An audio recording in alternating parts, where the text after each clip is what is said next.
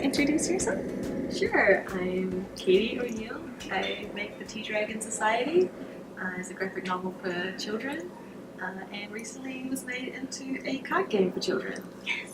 And families. And families. And everyone. And everyone. It's such a nice game. And I'm Ari Arwitt. I'm your editor. Oh, hi, nice Hello, to meet you. very nice to We've meet been here you. before. Yes. This is amazing.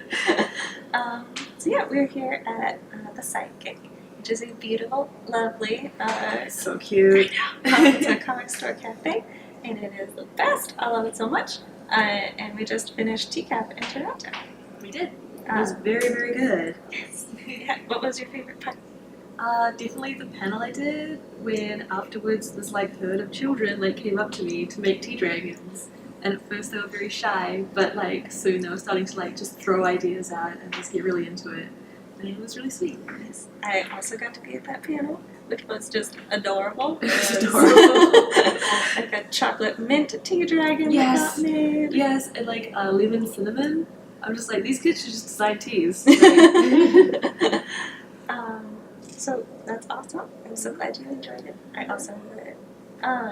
Let's talk a little bit about your book. Sure. So where did the idea for Tea Dragons come from? So it kind of just came as a throwaway idea. I really enjoy designing creatures, and I love dragons, I love tea, so I was just kind of doodling one day, and I put it up on Tumblr, and the response was just so good. But it wasn't just that it was well received, but people were really asking questions. They were tell me more about these tea dragons. Where does the tea come from? What does it do? And how do you look after them? And I was oh, maybe I could answer all of those questions in a graphic novel. I obviously wanted the book to be aimed at children. I was why would two children want to look after these really fussy, picky dragons? So I thought about the kind of characters that would, and I think having Greta be also involved in another kind of ancient craft, one that's kind of falling out of fashion, and she's not really sure why she's doing it. And the same thing can kind of apply to tea dragons. Why am I looking after this creature that's completely dependent on me and really annoying? But in both cases, the answer is that they give you something that's really special and can last lifetimes and brings you together with other people, and kind of create something outside of yourself, which I think is really important. They're quite small. There's quite a lot of different varieties. So some of them are quite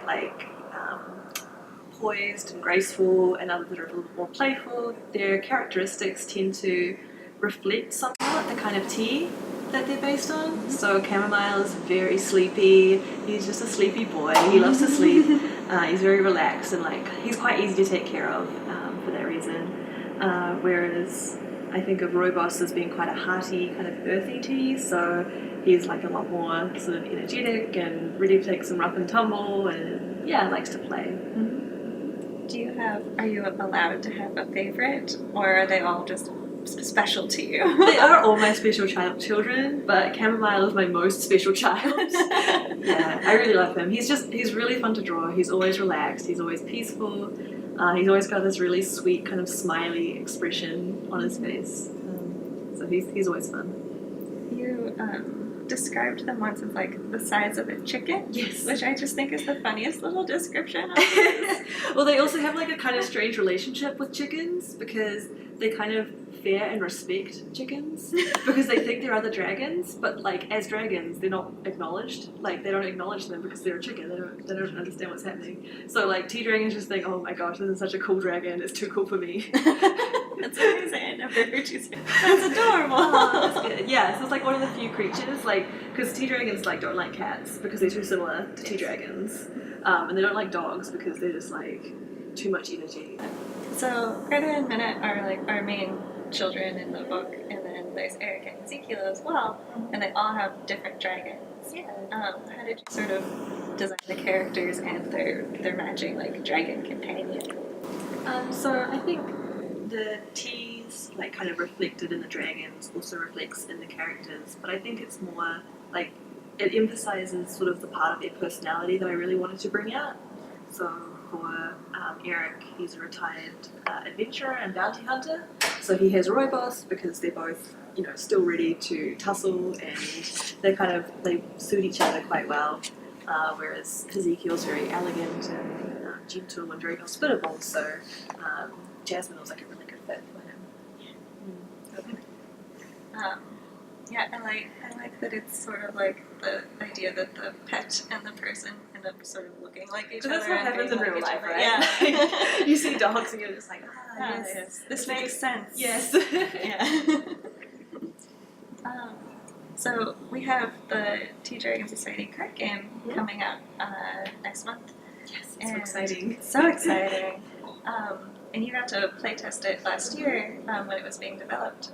Do you want to talk a little bit about that? Yeah, sure. It was so cool because I was just like completely unsure how the book could translate to a game, because I was mostly familiar with things like Magic and like Yu-Gi-Oh, where it's very much like you defeat your opponent. Like the goal at the end of the day is to be the victor. And I was like, I don't really know if it's going to apply super well to the story, but in the end, it's more about like having an experience with your friends and creating memories together by playing the game. And there's like strategy, and obviously you're trying to like win, but you're not trying to like make everyone else like feel bad or feel like they lost, kind of thing. So Yeah. I really, really like that. I like that too. Yeah. When we got to play it, I was like, oh, this is so soothing. Yes, and just really like very relaxing. nice, and I feel like I'm bonding with my dragon. Yay! I feel like I'm bonding with my friends. Yeah. Yeah. How was it like designing art assets for the game? It was really fun. It was kind of like an extension of what I'd already done with like the handbook, which was like starting to like talk about the care of the tea dragons and like sort of the realities of how they, how they had to be looked after and what they like to eat and how they like to be groomed and all that sort of thing. So it was like kind of fun just to be like, to actually bring those to life as like cards to use on your dragon. Yeah. Yeah, all of the art in it is just so beautiful. Thank you. So nice. Thank you.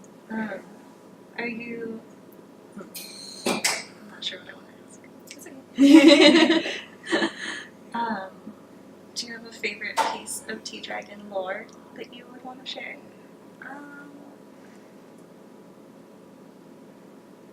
Give me a minute. Try to think of like what I have already like explained about and like what I could explain about.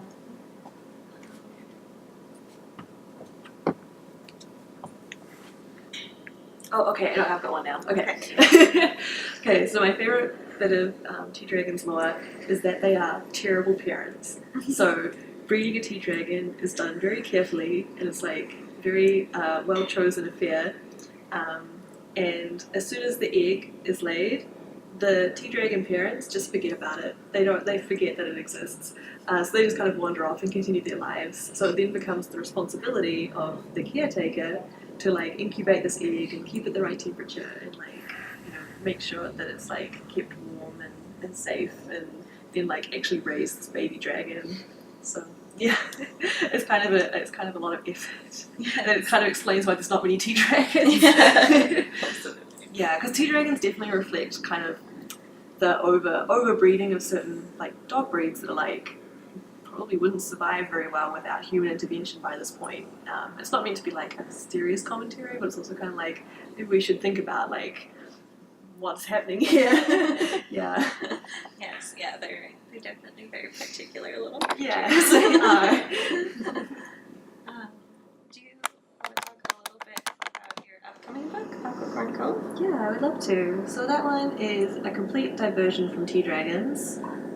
Aside from being in a fairly like kind of slice of life, like kind of realistic world that has magical elements, but it's sort of set. You can pretty much believe it's set in the human world. It's kind of based off a lot of seaside towns I visited when I was growing up in New Zealand, and it's more to do with like ecology and protecting the coral reef and these seahorse guardians who help kind of heal the coral reef, but they need like humans' help to do it. Yeah. Yeah, that's out in October. It is out in October, yes. Very exciting. Yeah.